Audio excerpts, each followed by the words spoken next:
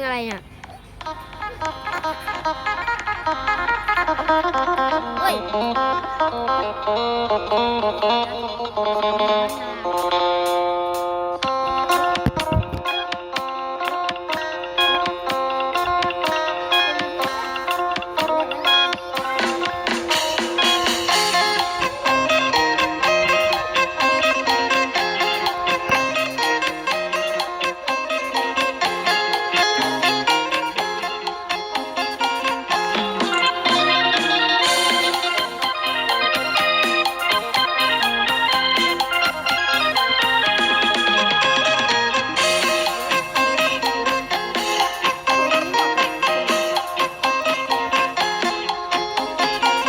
ได้มาพบคนงาม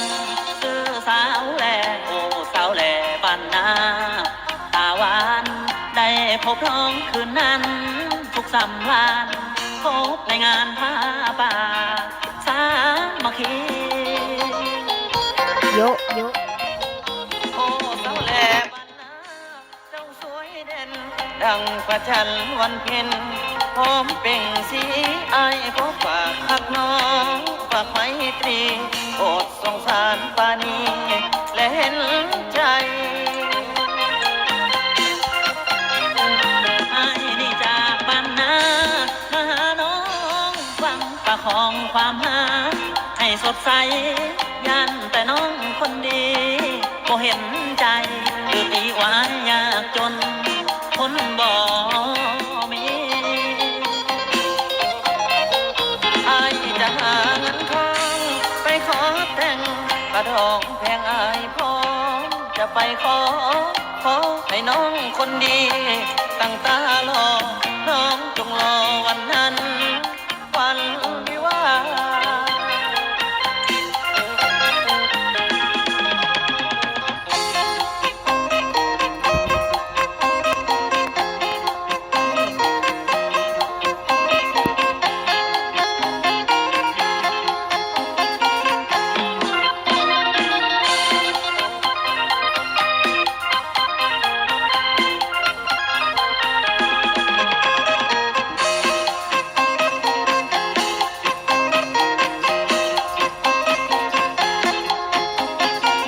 ได้มาพบคนงามซื้อสาวแลโอ้สาวแลบ้านนาตาหวานได้พบน้องคืนนั้นทุกสำราญพบในงานผ้าป่าสามัคคีโอ้สาวแลบ้านนาเจ้าสวยเด่นดังประจันวันเพ็ญพร้อมเป่งสีอายขอฝากหักน้องฝากไมตรีโปรดสงสารปานีและเห็นใจอายนี่จากบ้านนามาหาน้อ